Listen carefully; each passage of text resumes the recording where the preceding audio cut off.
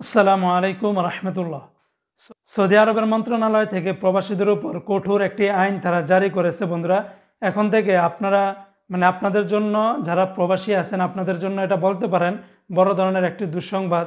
কারণ আপনারা এখন থেকে চাইলেই অসুস্থতার দোহাই দিয়ে বা আপনার শারীরিক মানে দিন দিন অবনতির দোহাই দিয়ে আপনি কিন্তু ছুটির জন্য আবেদন করতে পারবেন না। আর যদি আবেদন করেনও সেটা যদি ভুয়া প্রমাণিত হয় তাহলে আপনাকে বড় ধরনের মোটা অঙ্কের জরিমানা করা হবে।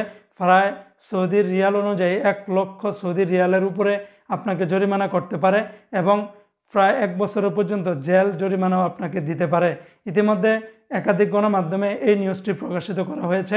বন্ধুরা, আমরা বিভিন্ন কোম্পানিতে যারা চাকরি করেন বা বিভিন্ন জায়গাতে যারা আছেন, অনেক সময় দেখা যায় যে কোম্পানিতে ছুটি পাওয়া যায় না, বছরের পর বছর পেন্ডিং থাকে ছুটি পেতে গেলে।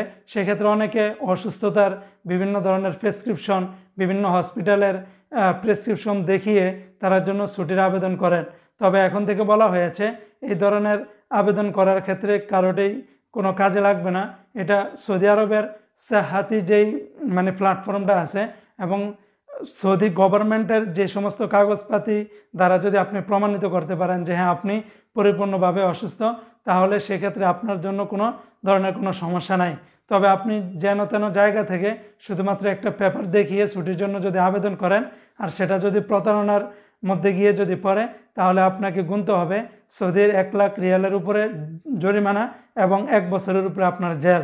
তাই যারা কোম্পানিতে আছেন অথবা যারা বাইরে মালিকের আন্ডারে কাজ করেন, এরকম অসুস্থতার দোহাই দিয়ে ছুটি নেওয়ার আগে অবশ্যই আপনাকে ভেবেচিন্তে কাজ করতে হবে, তা না হলে বড় ধরনের সমস্যায় পড়তে পারেন। তো বন্ধুরা, ভিডিওটি শেয়ার করে দিবেন যাতে করে অন্য বাইরে জেনে অনেকটা উপকৃত হতে পারে।